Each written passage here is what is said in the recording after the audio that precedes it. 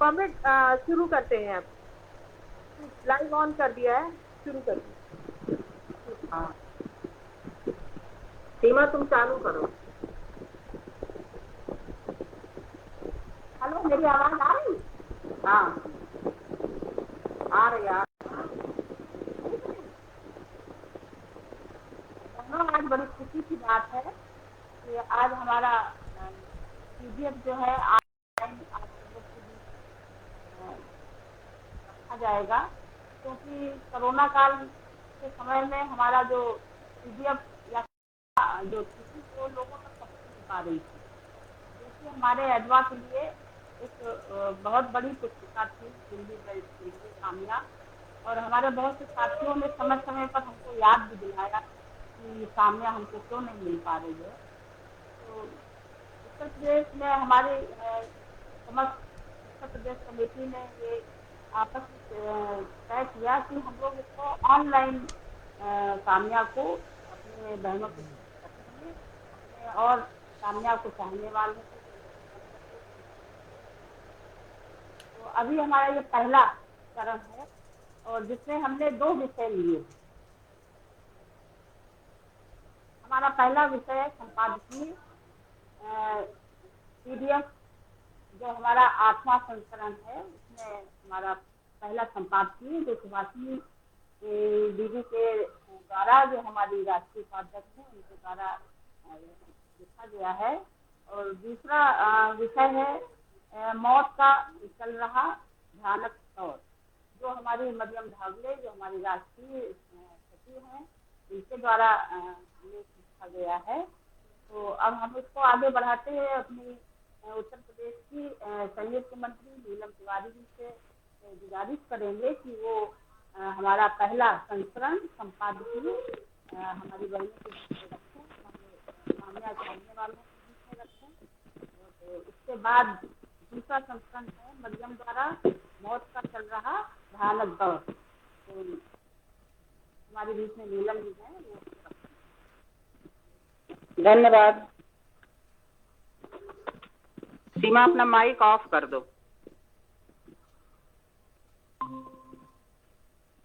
धन्यवाद बहनों, आप जो हमारे साथ लाइव प्रसारण में जुड़े हुए हैं। नमस्ते जी। नमस्ते। हाँ, तो अभी हमारी जो प्रदेश सचिव सीमा कटियार हैं, उन्होंने आपको क्या हम करने जा रहे हैं इस विषय में बता दिया है। अब मैं अपने जो ये पढ़ना है उसकी मैं शुरुआत करने जा रही हूँ। सबसे पहले मैं संपादकीय जो हमारी राष्ट्रीय उपाध्यक्ष कांग्रेस सुभाषिनी के द्वारा लिखी गई है, मैं पढ़ने जा रही हूँ। हमारे अपने कितने साथी नहीं रहे। झारखंड की हमारे संगठन की कोषाध्यक्ष रेणु कोरोना से लड़ते लड़ते दम तोड़ चुकी हैं। एडवा की केंद्रीय कार्यकारिणी की सदस्य इंद्राणी मजूमदार और सीपीएम के महामंत्री सीताराम येचुरी के पुत्र आशीष 35 वर्ष की उम्र में ही कोरोना की भेंट चढ़ गए। उत्तर प्रदेश की हमारी पूर्व मंत्री मालती देवी ने अपना पति खो दिया। हर राज्य की न जाने कितनी कार्यकर्ताओं ने अपनी जान खोई है, या फिर उनके परिवारजन हमसे जुदा हुए हैं। इन सबको हम मिलकर अपनी श्रद्धांजलि अर्पित करते हैं। मार्च का महीना अब खतरनाक स्थितियों का संकेत देने लगा है, और अप्रैल के आते आते कयामत के आसार का एहसास होने लगता है। पिछले साल भी ऐसा हुआ था, और अब की साल भी ऐसा ही हो रहा है। तब भी मोदी सरकार जनता के असीम दुख के लिए जिम्मेदार थी, और आज भी है। कोरोना की यह दूसरी लहर बता रही है कि पिछली लहर से सरकार ने कुछ भी नहीं सीखा। इसके भयानक परिणामों के शुरुआती पन्ने ही खुले हैं। कोरोना एक जानलेवा महामारी है, जिससे निपटने के लिए सरकार को बड़ी जिम्मेदारियां निभानी पड़ती हैं। जिन सरकारों ने इन जिम्मेदारियों को निभाने का काम किया है, उनकी जनता को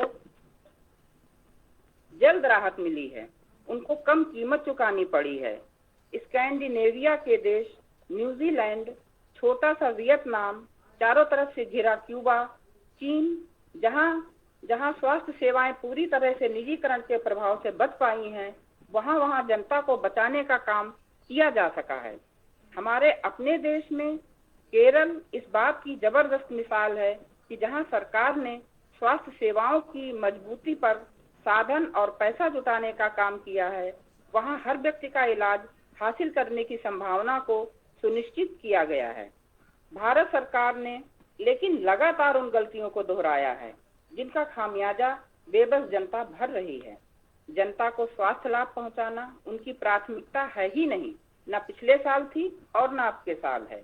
पिछले साल 1 जनवरी को भारत में सबसे पहला कोरोना पीड़ित मरीज केरल पहुंचा था। केरल की सरकार पूरी तरह से तैयार थी और लगातार अपनी जनता को भी तैयार कर रही थी। उसी समय अगर हवाई अड्डे और हवाई जहाजों की उड़ान बंद कर दी गई होती तो बहुत कुछ बच जाता। उस समय अगर वैज्ञानिक तरीके से इस महामारी से निपटने की बात लगातार जनता को समझाई जाती तो बहुत कुछ बच जाता। लेकिन मोदी को तो ट्रंप का स्वागत करना था और फरवरी के अंत में ट्रंप अपनी पूरी टीम के साथ आए। उनके स्वागत में अहमदाबाद की सड़कों पर 1 लाख लोगों को खड़ा कर दिया गया और उनको सुनने के लिए स्टेडियम में भी 1 लाख लोग पहुंच गए। उसके बाद मध्य प्रदेश में कांग्रेस की सरकार को गिराना था, दल बदलू विधायकों को हवाई जहाज से सुरक्षित स्थान पहुंचाना था, फिर वापस लाकर भाजपा की सरकार को गद्दी पर बिठाना था।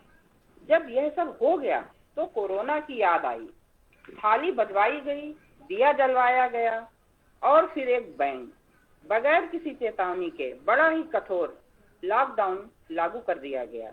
सरकार की लापरवाही की बहुत आलोचना हुई, लेकिन आम जनता ने इस आलोचना को गंभीरता से नहीं लिया।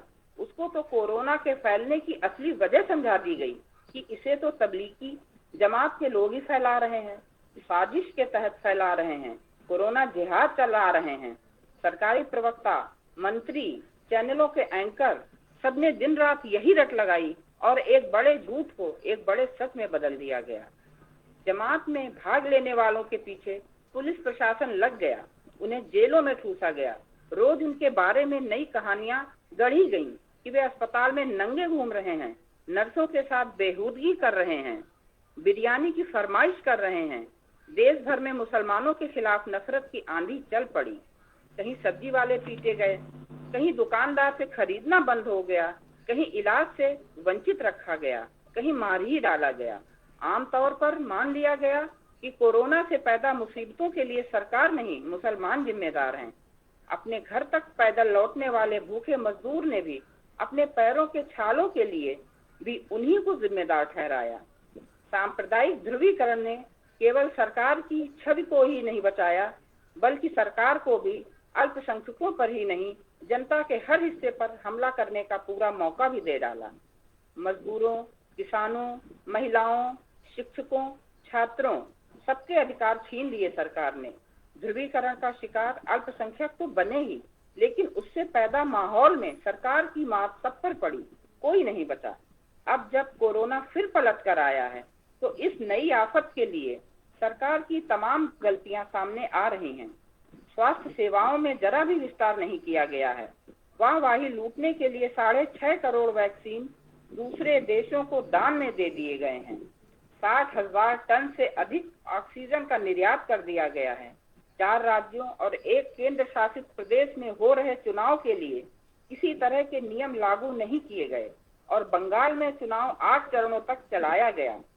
1.5 महीने तक प्रधानमंत्री और गृह मंत्री चुनाव प्रचार में ही व्यस्त रहे और बंगाल के चुनाव को जीतने के लिए सब कुछ दांव पर लगा दिया गया। बंगाल की जनता का स्वास्थ्य भी, सोने में सुहागा, हरिद्वार में महाकुंभ जो अगले साल होना था उसी साल करवा दिया गया। देश भर के लोगों को गंगा नहाने का निमंत्रण दिया गया और 14 लाख से अधिक लोग पहुंच भी गए। गंगा में खूब डुबकियां लगाई गईं, कुल्ला किया गया, फूका गया, जोरदार नारे लगाए गए। जाहिर है यह सब मास्क पहनकर नहीं किया जा सकता था। अब चारों तरफ हाहाकार मची हुई है। भारत का प्रतीक जलती चिता बन गई है, बिलखते लोगों की तस्वीर बन गई है। दवा, बिस्तर और ऑक्सीजन के लिए दौड़ते, भागते, हाँफते लोगों की सूरतें बन गई हैं। अब की बार सरकार अपने आप को बचा नहीं पा रही है। आज उसके अलावा जनता के गुस्से के निशाने पर और कोई नहीं है। सांप्रदायिक ध्रुवीकरण का खेल अब की बार नहीं चल पाया। इस भयानक स्थिति में हम सब बहुत कुछ झेल रहे हैं, असीम दुख झेल रहे हैं। दूसरों की न थमने वाली मांगों की पूर्ति के प्रयास की निराशा को झेल रहे हैं। जितनी मदद की जा सकती है उसे पूरा करने की परेशानियां भी झेल रहे हैं। लेकिन इन सब के बीच एक बड़ा सबक लेने और दूसरों के साथ ज्यादा से ज्यादा, बड़ी से बड़ी संख्या में उसको बांटने की आवश्यकता को हमें अच्छी तरह से समझना होगा। सांप्रदायिक ध्रुवीकरण की इस सरकार को सांप्रदायिक ध्रुवीकरण ही इस सरकार को जिंदा रखे है। वही इसको जनता पर लगातार हमला करने का माहौल पैदा करता है। उससे बचना ही देश को बचाने का तरीका है। किसानों ने अपने अद्भुत आंदोलन के दौरान इस सबक को अच्छी तरह से सीखा और यही उनके इस आंदोलन की ताकत है, उसकी आधारशिला है। हमें भी सीखना होगा और दिन रात दूसरों को सिखाना होगा। ये बहनों संपादकी है जो पूरी हो गई। इसके बाद हमारी राष्ट्रीय सचिव मरियम ढावले जी के द्वारा लिखा हुआ मौत का भयानक नृत्य, ये मैं अब आप सब लोगों के सामने पढ़ने जा रही हूँ। भारत ने आजादी के बाद से शायद ही कभी मौत का ऐसा भयानक नृत्य देखा होगा। कोविड की दूसरी लहर ने देश में हजारों लोगों को असमय मौत की नींद सुला दिया। असंख्य महिलाएं और पुरुष ऑक्सीजन वेंटिलेटर्स, दवाइयों और अस्पताल में बिस्तरों के अभाव में मौत के मुंह में चले गए। शमशान और कब्रिस्तान में उनकी क्षमता से अधिक लाशें आती जा रही हैं। भारत में 25 अप्रैल 2021 को करीब 3.5 लाख कोविड पॉजिटिव लोग थे। कोविड की वैश्विक बीमारी जब से दुनिया में फैली है तब से यह एक बेहद शर्मनाक आंकड़ा है। इसे बेहद तकलीफदेह आंकड़ा आने वाले हफ्तों में और भी बढ़ेंगे, यह आशंका की जा रही है। अब तक यह स्पष्ट हो चुका है कि इस भारी मानवीय त्रासदी के लिए मोदी शाह के नेतृत्व वाली भाजपा आरएसएस की केंद्र सरकार पूरी तरह से जिम्मेदार है। जनवरी और मार्च 2021 के बीच जब कोरोना मामले फिर से बढ़ रहे थे, प्रधानमंत्री और उनके स्वास्थ्य मंत्री राष्ट्रीय और अंतर्राष्ट्रीय मंच पर घमंड भरी घोषणा कर रहे थे कि भारत ने कोविड के खतरे पर एक शानदार जीत हासिल कर ली है और अब उस महामारी की पीछेहाट चालू हो गई है। इस तरह से उच्च स्तर से आई इस हवाई घोषणा से पूरी सरकार और उनकी नौकरशाही ने सरकारी रोक टोक हटा ली और नतीजा ये हुआ कि अभी तक टी.एस. इलियट के शब्दों में अप्रैल सबसे क्रूर महीना है। भारत में पहली कोविड लहर के पूरे 1 साल और 4 माह बीत जाने के बाद भी देश में जीवन देने वाली ऑक्सीजन, वेंटिलेटर, दवाओं और अस्पताल के बिस्तरों की भारी कमी है। यही एक पैमाना है जो बताता है कि भाजपा की केंद्र की सरकार कितनी सरासर आपराधिक रूप से दोषी है। सरकार को वैक्सीन नीति के चलते ये समस्या और भी बढ़ गई है। सरकार ने देश की सारी जनता को मुफ्त टीकाकरण करने की जिम्मेदारी से अपना हाथ खींच लिया है। पहले ही सरकारों ने जनता को मुफ्त और सार्वभौमिक रूप से चेचक और पोलियो का टीका लगाया था, जिससे हमारे देश से ये भयानक बीमारियां खत्म हो गई थी। लेकिन ये सरकार अपने 2 लाख से अधिक नागरिकों को कोविड से मौत होने के बावजूद कारपोरेटरों के भारी मुनाफों को बढ़ाने में ज्यादा दिलचस्पी है। कोविड महामारी को बड़ी संख्या में फैलाने और बढ़ाने में कुंभ मेले ने बड़ा योगदान दिया है, जिसमें लाखों लोग हरिद्वार में एकत्र हुए। इस मेले को करने की अनुमति केंद्र की भाजपा की सरकार और उत्तराखंड की इसी सरकार ने दी। कुंभ मेले में शामिल हुए हजारों लोग ऐसे हैं जो कोविड टेस्ट में पॉजिटिव आए और ऐसे हजारों और भी हैं जिन्होंने जांच नहीं करवाई, लेकिन वे इस वायरस के कैरियर बनकर पूरे देश में चले गए। पिछले साल इसी केंद्र सरकार ने कुंभ मेले से कहीं छोटा एक तबलीगी सम्मेलन दिल्ली में आयोजित करने की अनुमति दे दी थी, लेकिन बाद में यही भाजपा सरकार, आरएसएस और उनका आईटी सेल ने उस सम्मेलन के खिलाफ एक भयानक सांप्रदायिक अभियान छेड़ दिया था। अब ये लोग कुंभ को लेकर इतने चुप क्यों हैं? अब ये लोग मोदी शाह के बंगाल की बड़ी बड़ी रैलियों पर चुप क्यों हैं? कोविड के संक्रमण की आशंका से केवल वामपंथ के द्वारा अपनी रैलियां रोक देने के बाद ही दूसरी राजनीतिक पार्टियों को अपनी रैलियां रोकनी पड़ी। लेकिन यहाँ भी प्रधानमंत्री और गृह मंत्री ने अपनी रैलियों का कार्यक्रम सबसे बाद में स्थगित किया। इस महामारी ने एक बेहद कड़वी सच्चाई को सामने लाया। पूंजीवाद मनुष्य को गिद्ध बना देता है और मृत शरीरों से भी मुनाफा बटोरने की कोशिश करता है। ऑक्सीजन सिलेंडरों, रेमडेसिविर इंजेक्शनों, दवाइयों और निजी अस्पतालों की भयानक लूट, वैक्सीन कारपोरेटरों की उबकाई लाने वाली जबरन वसूली, यह सब पूंजीवाद की अंतर्निहित बुराइयों का दर्पण ही है। इस महामारी के चलते बाल विवाह बढ़ गए हैं, जिससे उनके बचपन का खात्मा हो गया है। इसने लाखों लोगों को बंधुआ मजदूरी, हताशा और अभावों की ओर धकेल दिया है।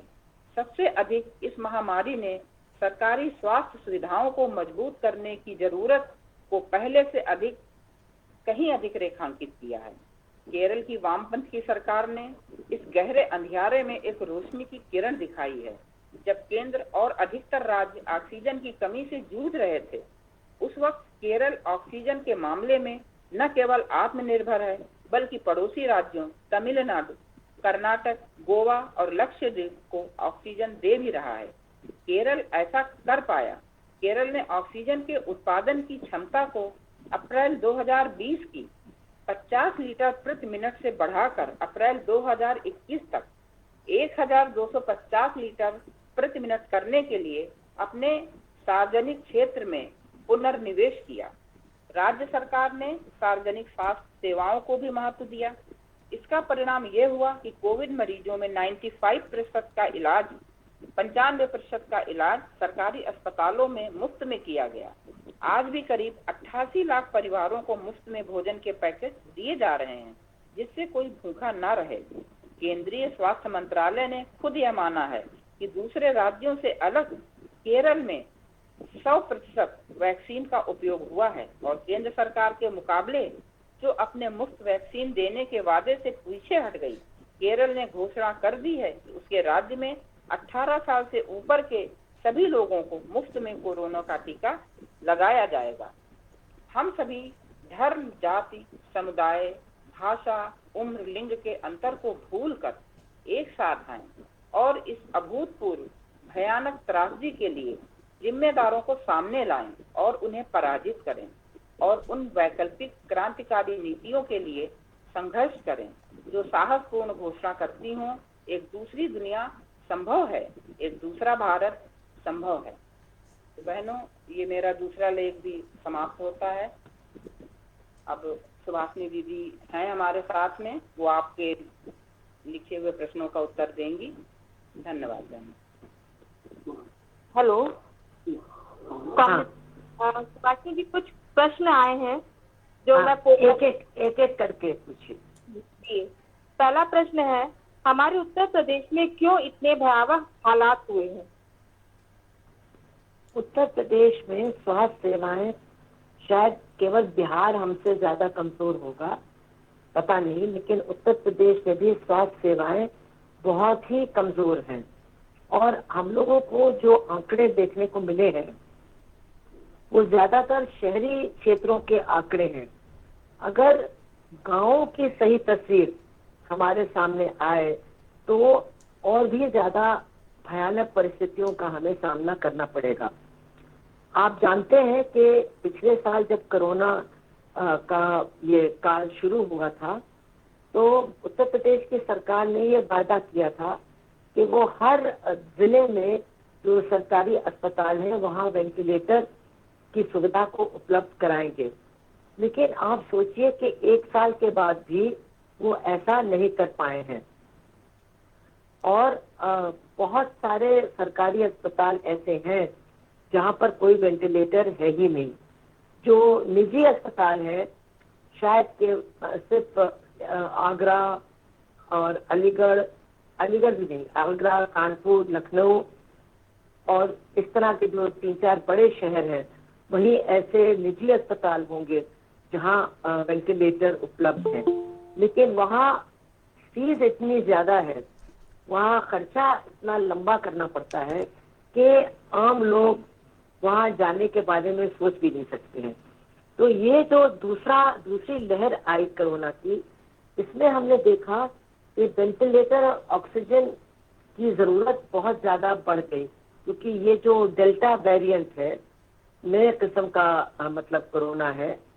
उसमें फेफड़े और शरीर के दूसरे अंगों पर बहुत जल्दी बहुत बुरा असर पड़ता है और फैलता है, और तुरंत ऑक्सीजन की भी जरूरत होती है और वेंटिलेटर की भी जरूरत होती है।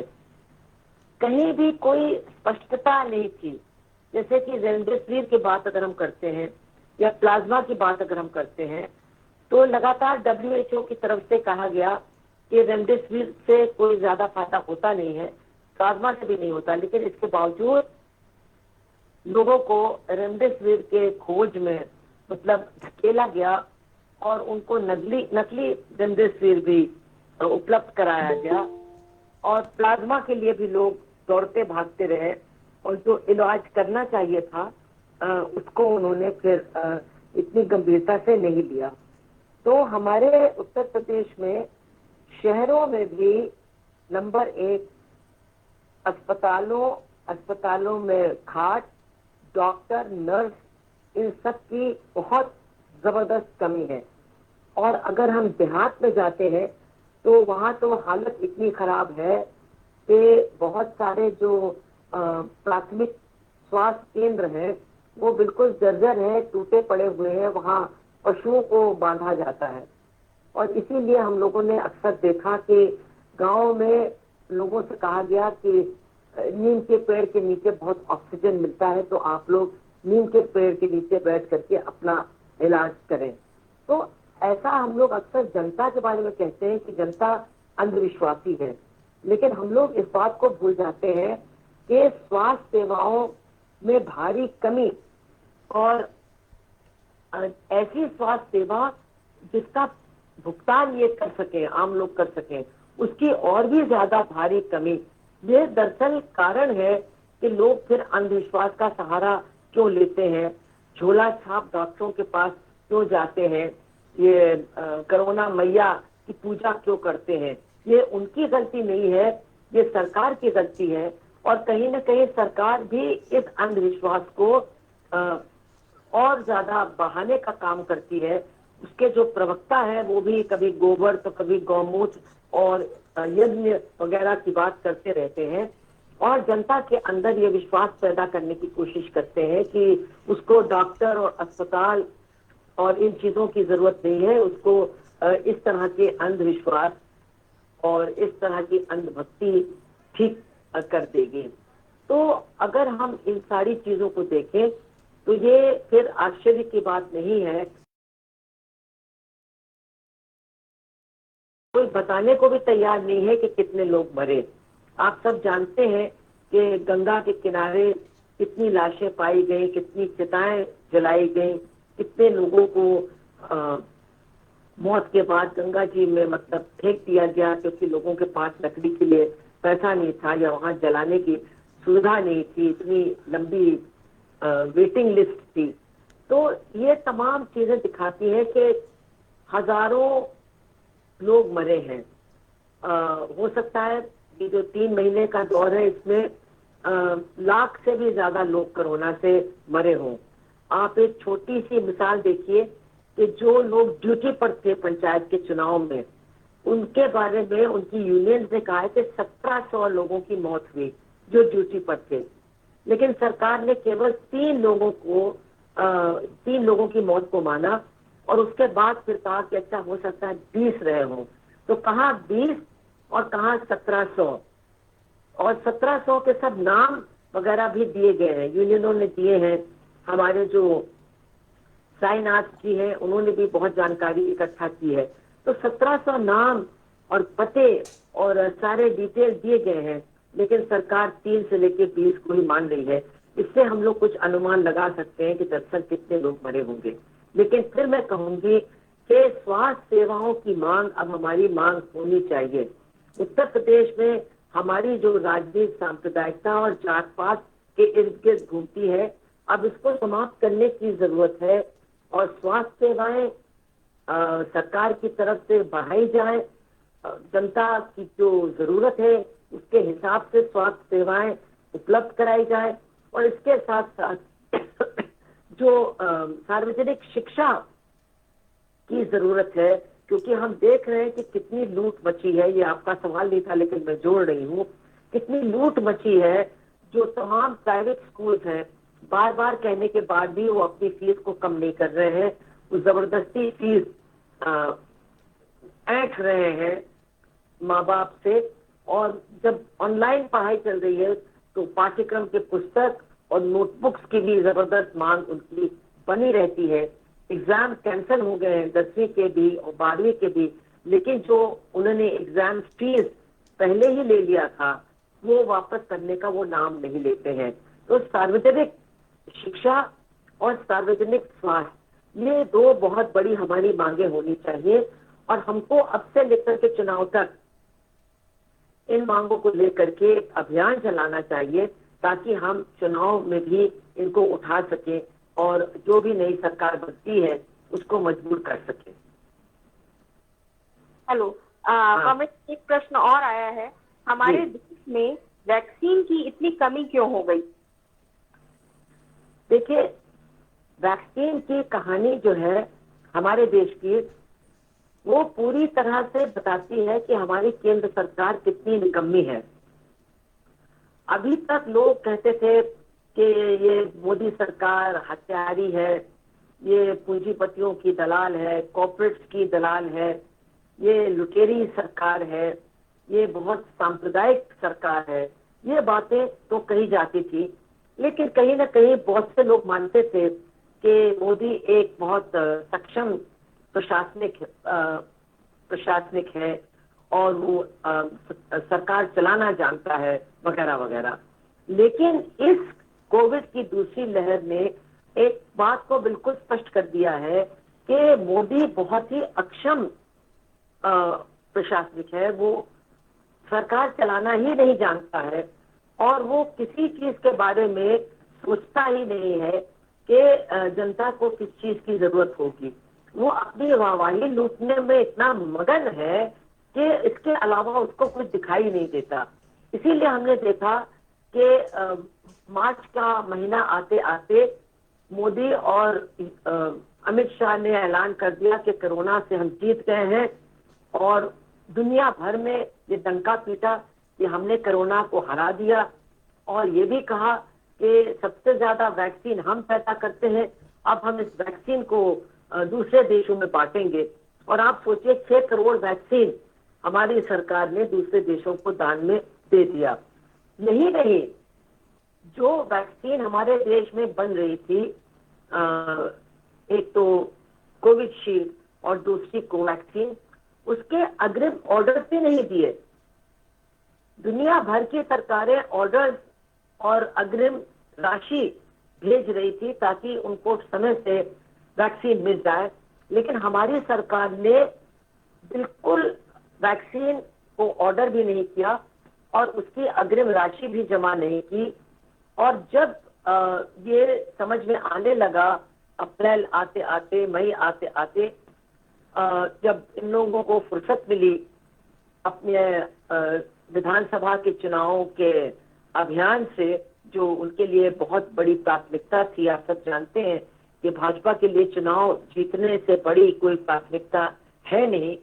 तब उन्होंने बड़ी चतुराई के साथ जो राज्य सरकार है उनके ऊपर जिम्मेदारी डाल दी और कहा कि अब हमने जितना हम दे सकते थे हमने दिया, अब इसके बाद राज्य सरकारें अपना इंतजाम करेंगे।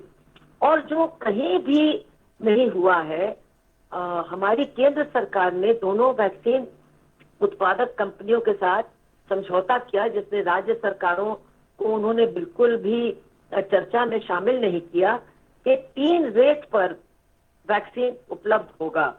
केंद्र सरकार के लिए 150 रुपए में, राज्य सरकारों के लिए 300 रुपए में और जो निजी अस्पताल है उनके लिए 600 रुपए में। और यही नहीं, जो कोवैक्सीन है जिसको वो कहते हैं भारतीय वैक्सीन है, जिसको बनाने में हमारी सरकार ने बहुत कुछ पैसा लगाया है। हमारे जो शोधकारी लोग हैं, वैज्ञानिक हैं, उन्होंने उनकी बहुत बड़ी मेहनत उसमें शामिल है। वो इससे भी ज्यादा, यानी कोविशील्ड से भी ज्यादा महंगी 3 दरों पर उपलब्ध किए जाने की बात हुई।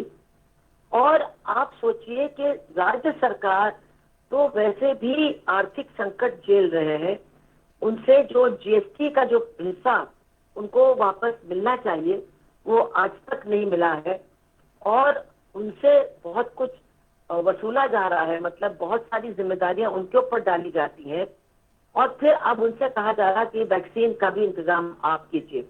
तो जो थोड़ी सी सक्षम सरकारें हैं जैसे महाराष्ट्र की और हमारी केरला की, उन्होंने कोशिश की कि वो दुनिया भर में जो वैक्सीन बनाने वाली कंपनियां हैं उनसे उन्होंने बातचीत करने की कोशिश की कि ठीक है, हम पैसे का कहीं से भी इंतजाम करेंगे और हम वैक्सीन का ऑर्डर आपको देंगे। लेकिन उन्होंने साथ साथ कह दिया कि हम किसी राज्य सरकार से बात नहीं करेंगे, हम तो केंद्र सरकार से बात करेंगे। तो मतलब जो राज्य सरकारों पर जिम्मेदारी डाली गई वो ऐसी जिम्मेदारी थी जिसको वो पूरा कर ही नहीं सकते थे। अगर वो पूरा करना भी चाहते तो भी वो नहीं कर सकते थे, क्योंकि वैक्सीन उत्पादक कंपनियों ने उनको वैक्सीन के बारे में उनसे बातचीत करने से भी इनकार कर दिया। और इस बीच इस तरह से ये वैक्सीन का मामला फंस गया। अब आप देखिए, हम लोग जून के महीने में पहुंच गए हैं, तो सारे राज्य सरकारों ने, और इसमें हमें खुशी है कि जो राज्य सरकारें केंद्र सरकार किसका साथ भी दे रही थी, जैसे नवीन पटनायक की सरकार, उन्होंने भी सबने मिलकर के केंद्र सरकार को लिखा और दबाव डाला कि ये वैक्सीनेशन का काम अब आपको करना पड़ेगा, आपको वैक्सीन उपलब्ध करानी पड़ेगी और आपको मुफ्त में वैक्सीन देना होगा, वरना हम लोग जनता को कोरोना की अगली मार से अब नहीं बचा पाएंगे। और इसके साथ साथ जो एक बहुत महत्वपूर्ण बात हुई वो ये कि सुप्रीम कोर्ट ने ये कहा, और इसमें आप जानते हैं कि चंद्रचूड़ जी स्वयं कोविड के शिकार बन गए, तो मामला करीब करीब 15 दिन तक टल गया, लेकिन उन्होंने स्वस्थ होते ही फिर से उस मामले को उठाया और सरकार से बहुत कठोर लहजे में कहा कि भाई आप वैक्सीन कैसे उपलब्ध कराएंगे, आपकी वैक्सीन नीति क्या है। तब जाकर के केंद्र सरकार को कहना पड़ा कि ठीक है, हम वैक्सीन इकट्ठा करेंगे और उसको बांटेंगे। और इस तरह से उन्होंने बात कही जैसे कि राज्य सरकार सक्षम साबित हुए हैं, तो हमको अब फिर से ये जिम्मेदारी लेनी पड़ी है। जैसा मैं बता चुकी हूँ, ये बिल्कुल गलत है। लेकिन अब समस्या ये है कि वैक्सीन अब कहीं मिल नहीं रही है। वैक्सीन पर जो बड़े धनाढ्य देश हैं वो मतलब अपने ऑर्डर दे करके कब्जा कर चुके हैं, और वैक्सीन की उपलब्धता पूरी दुनिया में बहुत घट गई है। इसके बावजूद हमारी सरकार कह रही है हम बहुत जल्दी सबको दे देंगे, हम बहुत जल्दी सबको दे देंगे। तो सुप्रीम कोर्ट कह रहा है कि भाई आप दे देंगे, लेकिन आप हमको लिख करके दीजिए कि आप कैसे देंगे, आप कहाँ से मंगवाएंगे, कितना मंगवाएंगे, और वो वैक्सीन हमारे देश में कब पहुंचेगा। तो ये बहुत ही एक तरफ सरकार की अक्षमता को पूरी तरह से स्पष्ट करने वाली कहानी है, लेकिन जनता के लिए बहुत ही दुख भरी कहानी है, क्योंकि अब बिना वैक्सीन लगाए अब जनता के पास इस महामारी से निपटने के लिए कोई दूसरा रास्ता है ही नहीं। डॉक्टर नहीं है, खाट नहीं है, दवा नहीं है, अस्पताल नहीं है, सेवाएं नहीं है, तो वैक्सीनेशन और भी ज्यादा हमारे देश के लिए अहम हो जाता है, जरूरी हो जाता है। और इस वैक्सीन के मामले में हमारी सरकार ने पूरी तरह से अपने आप को अक्षम साबित कर दिया है। कॉमरेड, अगला प्रश्न है कि कोरोना को उत्तर प्रदेश के ग्रामीण क्षेत्रों में फैलाने के लिए पंचायत चुनावों की क्या भूमिका रही? देखिए, इस पे तो कोई दो राय हो ही नहीं सकती है कि पंचायत चुनाव की जिद भाजपा की सरकार की जिद थी। कुछ लोग कह रहे हैं कि हाईकोर्ट ने आदेश किया, लेकिन वो गलत समझ रहे हैं। हाईकोर्ट ने जो एक उनके सामने याचिका आई थी परिसीमन को लेकर के, उस परिसीमन को मानने से इनकार किया, लेकिन उत्तर प्रदेश की सरकार ने कभी भी हाईकोर्ट के सामने ये बात नहीं कही कि कोरोना की वजह से इन चुनावों को टाला जाना चाहिए। अगर उत्तर प्रदेश की सरकार तमाम राजनीतिक दलों की सर्वदलीय मीटिंग बुलाती, और उसमें एक फैसला लेती कि कोरोना को देखते हुए पंचायत के चुनाव को टाला जाए, तो निश्चित रूप से हाईकोर्ट के सामने सब लोग मिलकर के याचिका दाखिल करते और वो चुनाव टल जाते। लेकिन भाजपा को तो बस चुनाव जीतने में दिलचस्पी है और उन्होंने ये सोचा था कि पंचायत चुनाव में उनको भारी जीत हासिल होगी और उसके सहारे वो अगले साल के विधानसभा के चुनाव को भी जीत जाएंगे, क्योंकि जब बड़े पैमाने पर सरपंच उनके होंगे, जिला पंचायतें उनकी होंगी और जिला पंचायत अध्यक्ष उनके होंगे, तो बहुत बड़ी धनराशि उनके ही लोगों के पास पहुंचेगी और बहुत सारे कामों के लिए जनता उनके लोगों पर आश्रित हो जाएगी और इस सब का फायदा उसको अगले साल होने वाले विधानसभा के चुनाव में मिलेगा। इसलिए भाजपा ने अपने मंत्रियों, अपने सांसदों और अपने विधायकों से कहा कि वो सब काम, हर काम को छोड़ के जाएं अपने अपने चुनाव क्षेत्र में, वहां पर जो कैंडिडेट्स हैं उनको तय करें और उनको घोषित करें कि ये हमारे भारतीय जनता पार्टी के कैंडिडेट्स हैं और उनके लिए प्रचार अभियान चलाएं। तो इससे क्या हुआ, एक तरफ जनता में मतलब हाहाकार मची और ये अस्पताल के लिए, खाद के लिए, दवा के लिए, ऑक्सीजन के लिए, दवा के लिए लोग इधर से उधर पागलों की तरह भागने लगे। तो भारतीय जनता पार्टी के चुने हुए प्रतिनिधि कहीं उनको उपलब्ध हो ही नहीं पा रहे थे, क्योंकि वो सब पंचायत के चुनाव में लगे हुए थे।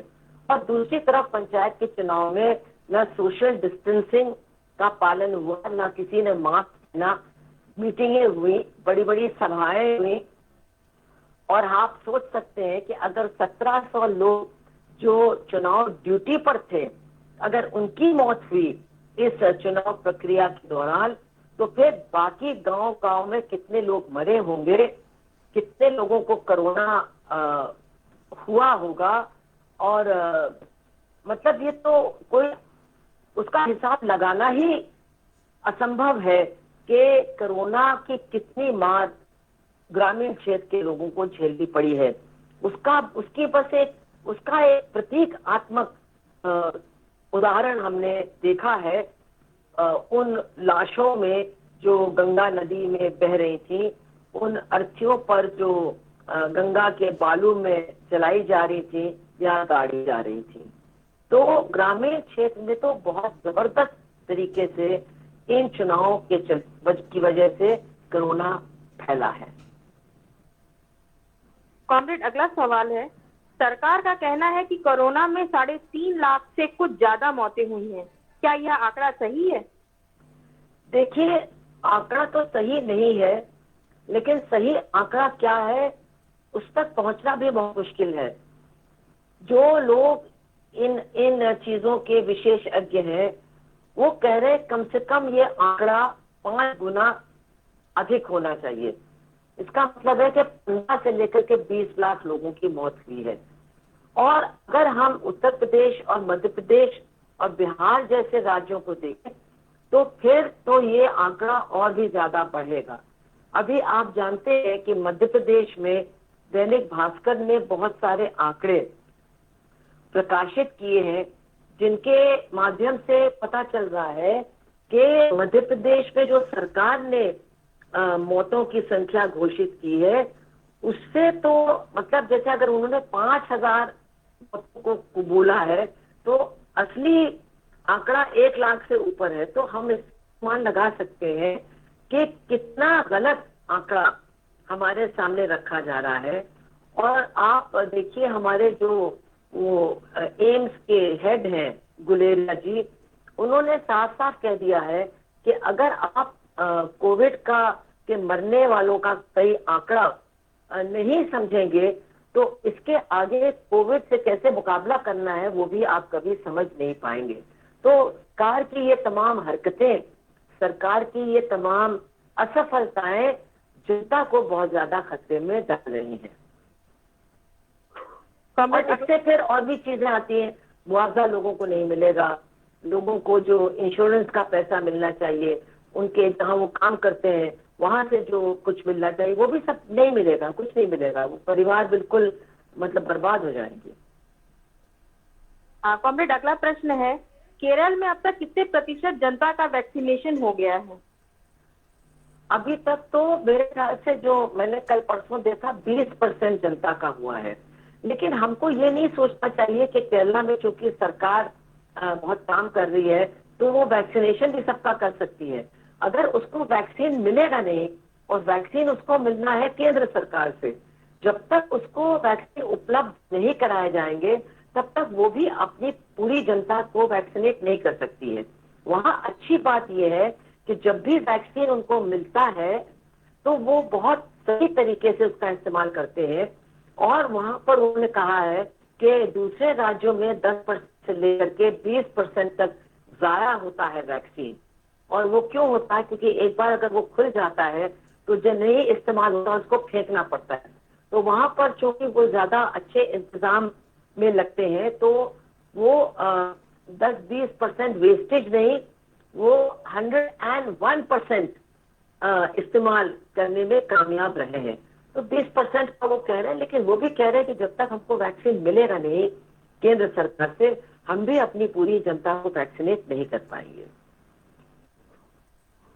कॉमरेड, अगला प्रश्न है, केरल ने ऑक्सीजन की कमी से उबरने के लिए अब तक क्या ठोस कदम उठाए हैं?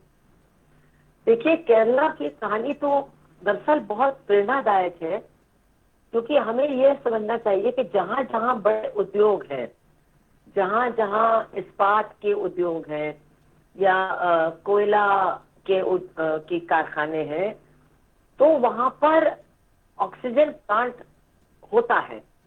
तो ऐसे राज्यों में जहां ये बड़े बड़े उद्योग हैं, मौजूद है, वहां ऑक्सीजन को प्राप्त करना कोई बहुत मुश्किल का काम नहीं है। लेकिन केरला में तो इस तरह के बड़े उद्योग है ही नहीं। इसके बावजूद पिछले साल ही सरकार ने एक तो उनके सार्वजनिक क्षेत्र का कारखाना था, उसको उन्होंने ऑक्सीजन प्लांट में कन्वर्ट कर दिया और ऑक्सीजन बनाना शुरू कर दिया। ये बहुत उनकी दूरदर्शिता थी। और इसीलिए जब अब की बार ये ऑक्सीजन का संकट शुरू हुआ तो केरला अपने यहाँ के लोगों को भी ऑक्सीजन देने में सफल रही।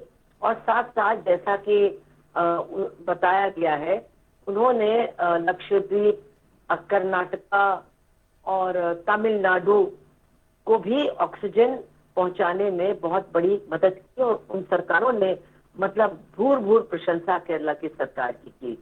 लेकिन जहां जहां बड़े उद्योग हैं वो ज्यादातर केंद्र सरकार के क्षेत्र में आते हैं, जो सार्वजनिक क्षेत्र है केंद्र सरकार के अंदर। तो वहां पर बहुत समय लग गया वहां पैदा होने वाले ऑक्सीजन को कोरोना के पेशेंट्स तक पहुंचाने में। पहले तो फैसला ही नहीं हो रहा था, फिर फैसला लेने में बहुत देर की गई और फिर उसको पहुंचाने में बहुत देर की गई। और एक बार फिर सुप्रीम कोर्ट और हाई कोर्ट्स को, Tamil Nadu high court, Maharashtra high court, Delhi high court और सुप्रीम कोर्ट को हस्तक्षेप करना पड़ा और कहना पड़ा, हमें कोर्ट का ये काम नहीं है, कोर्ट को कहना पड़ा भाई इतना ऑक्सीजन आप मंगा गया, आपने इससे कम क्यों दिया? हॉस्पिटल में मौतें हो रही है क्योंकि ऑक्सीजन नहीं है, आप कब तक ऑक्सीजन पहुंचाओगे? मतलब सुप्रीम कोर्ट ने इस पूरे दौर में कई वो काम किए हैं जो केंद्र सरकार को करने चाहिए थे।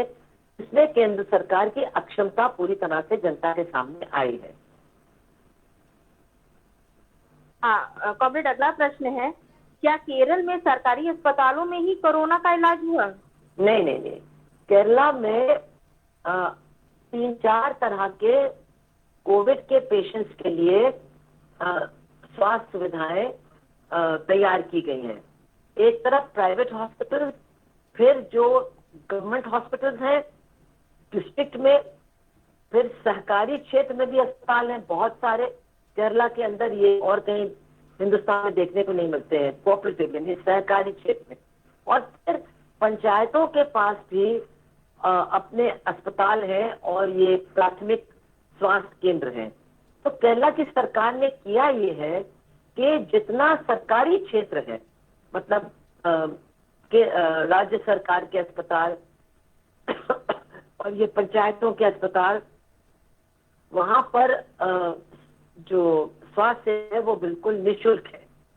लेकिन जो प्राइवेट अस्पताल है वहां का जो रेट है, जितना वो ले सकते हैं पेशेंट से, उसको भी कंट्रोल किया है सरकार ने, और उससे ज्यादा वो नहीं ले सकते हैं। और अगर कहीं सरकार के पास किसी एक जिले में जगह नहीं है और सरकारी अस्पताल से कोई पेशेंट प्राइवेट हॉस्पिटल में भेजा जाता है, तो फिर उसका खर्चा भी सरकार ही उठाती थी। तो इस तरह से ये जो लोग दिवालिया हो गए हैं अपना इलाज करते करते, ये दृश्य आपको केरला में देखने को नहीं मिलता है।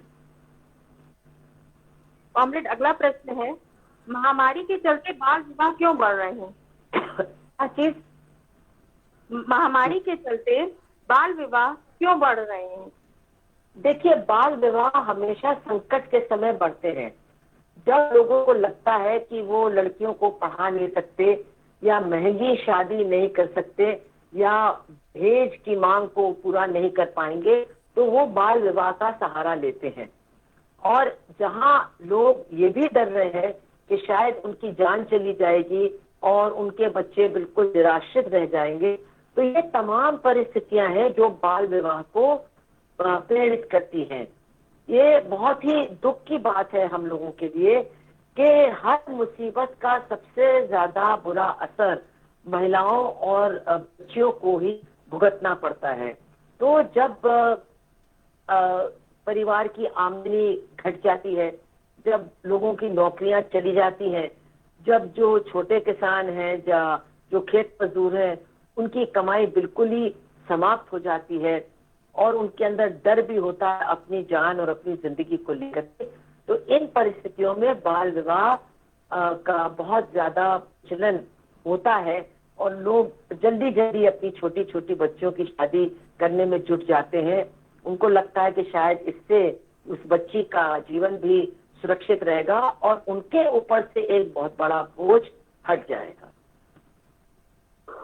कॉमरेड, एक प्रश्न है, वैक्सीनेशन को लेकर लोगों में बहुत भ्रांतियां फैली हुई हैं, इसको दूर करने के लिए क्या किया जा सकता है? देखिए, भ्रांतियों के पीछे, जैसा कि मैंने पहले भी कहा, सरकार का रवैया भी है। सरकार ने कभी भी टेलीविजन के माध्यम से और भी जो प्रसार के माध्यम है उसके जरिए कभी भी एक लगातार अभियान नहीं चलाया वैक्सीनेशन को लेकर के, कि वैक्सीनेशन के बारे में वो समझाएं कि हाँ, कोई भी वैक्सीन 100% काम नहीं करता है, और हर वैक्सीन के कुछ छोटे मोटे साइड इफेक्ट्स यानी अलग से कुछ असर भी पड़ते हैं।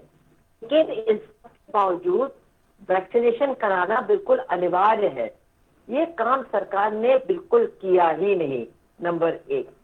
नंबर 2, जब सरकार के पास खुद वैक्सीन थी ही नहीं लोगों को देने के लिए, तो निश्चित तौर पर उन्होंने इसके बारे में इस तरह का अभियान चलाना अपने लिए बहुत खतरनाक समझा कि अगर हम सबसे कहेंगे कि वैक्सीन लगाना है और हमारे पास वैक्सीन है नहीं लगाने के लिए, तो फिर जनता हमारे गिरेबान पकड़ेगी और कहेगी तुम तो कह रहे हो वैक्सीन लगाओ और अब तुम्हारे पास है नहीं। तीसरी बात, आप सोचिए कि रामदेव जैसे लोग जो सरकार के इतने करीबी हैं, उन्होंने जिस तरह का दुष्प्रचार किया और वैक्सीनेशन के खिलाफ, वैज्ञानिक सोच के खिलाफ जिस तरह से बातें की, और लगातार उनके वीडियो चारों तरफ फैले, और बहुत से लोग उनके वीडियो देखते हैं कि वैक्सीनेशन लगाने वाले डॉक्टर सब मर गए, वैक्सीनेशन लगाने वाले लोग मर गए, तो इसका क्या असर होगा? सरकार ने क्या किया? सरकार ने सिर्फ ये कहा भाई आपको ऐसा नहीं करना चाहिए था। सरकार ने उनके खिलाफ कोई कार्रवाई नहीं की, सरकार ने उनको जेल नहीं भेजा, सरकार ने डॉक्टरों के हाँ में हाँ नहीं मिलाया। तो ये जो भ्रम फैलाने वाली बातें थी वो ज्यादा प्रभावशाली तरीके से जनता के बीच में फैली, और वैक्सीनेशन होना चाहिए इसकी जानकारी बहुत ही लचर तरीके से लोगों तक पहुंचाई गई।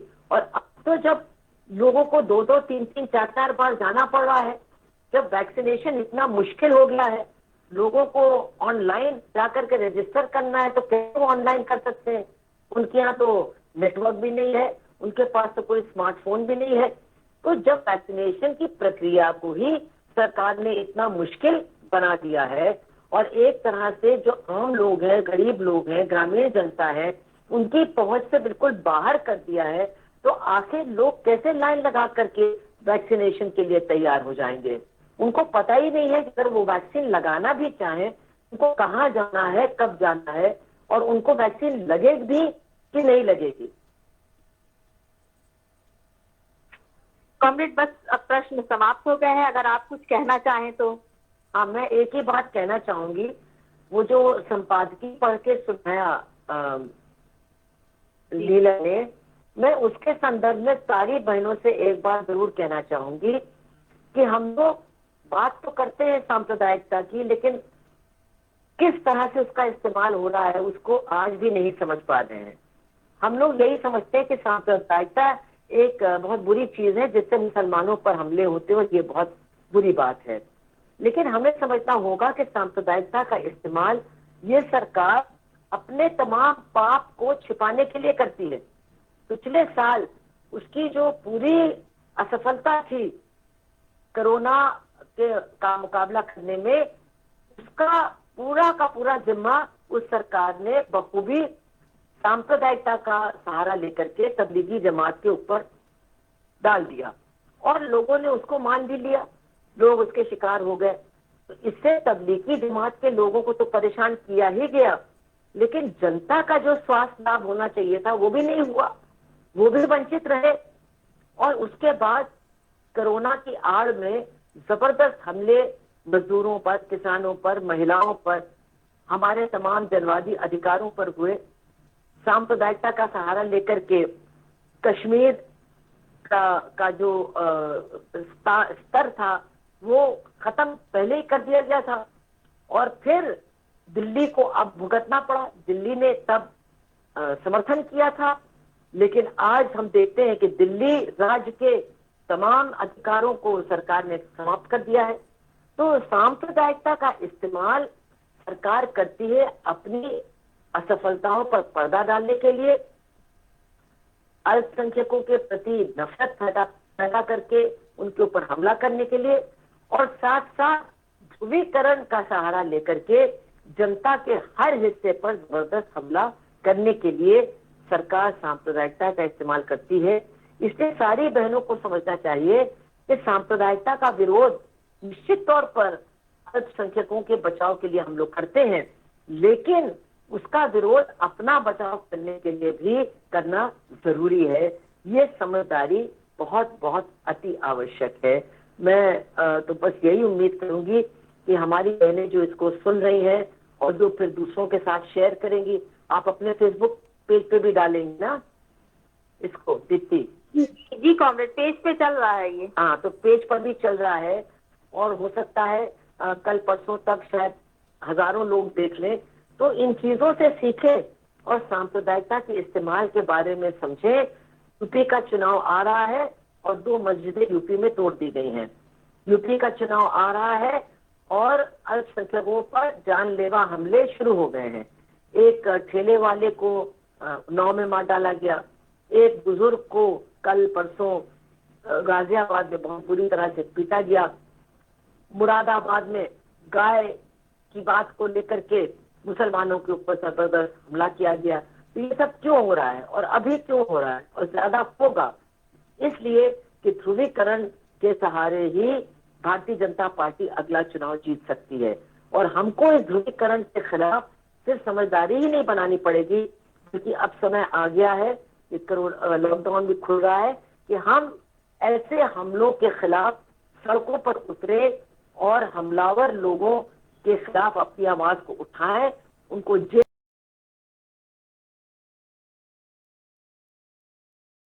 खड़ा होना शुरू कर दें। धन्यवाद कॉमरेड। कॉमरेड नीलम जी, आप कुछ कहना चाहेंगी? आप लोग सबका भी बहुत बहुत धन्यवाद। थैंक्स। नीलम या सीमा कटियार कुछ बोलना चाहेंगे? अब मेरे ख्याल से काफी। नीलम तुमको कुछ कहना है? सभी बहनों को बहुत बहुत धन्यवाद, और विशेष तौर पर हमारी भाषणी दीदी को इसी बहाने कम से कम हम लोग को देखने को मिल जाती है, और बहुत सारी अच्छी जानकारियाँ भी थी, क्योंकि 2-3 दिन से हम भी इधर उधर अखबारों में पढ़ रहे हैं और ये चुनाव जैसे जैसे आता जा रहा है, सांप्रदायिकता गांव में भी और शहर में भी कहीं न कहीं से अपना सिर उठा रही है। इसके लिए हमारी महिला समूह की बहनों की बहुत जिम्मेदारी बनती है। तो हम लोग बहुत सतर्क और पहले विचार के साथ कहीं भी कोई तुम्हारी आवाज बहुत कम आ रही है सीमा, देखिए थोड़ा थोड़ा सुनाई दे। ठीक है, इतना ही कहना है कि हम लोग सब सतर्क रहें और युवाओं के साथ साथ सांप्रदायिकता बढ़ेगी। इसके लिए हम सब लोगों को बहुत सतर्क रहने की जरूरत है, और पुनः हम सबको धन्यवाद देते हैं सभी को। नीलम जी कुछ कहेंगे? हाँ, मैं सभी बहनों को धन्यवाद दूंगी जो हमारे इस कार्यक्रम से जुड़ी, और जो भी हमारे सहयोगी लोग इस कार्यक्रम से जुड़े। आगे भी हमारे ये कार्यक्रम चलेगा, तो सभी लोगों से मेरा यही निवेदन है कि अधिक से अधिक जुड़ें, सुने और चीज़ों को समझें। तभी हमारी जो वर्तमान परिस्थितियाँ चल रही हैं इसकी हमें अच्छे से जानकारी होगी, और हम अपने संगठन का भी इसमें फायदा देख रहे हैं कि हमारी बहनें अच्छे से उन चीज़ों को समझ सकें। और यही कहते हुए मैं अपने सभी मित्रों को धन्यवाद दूंगी।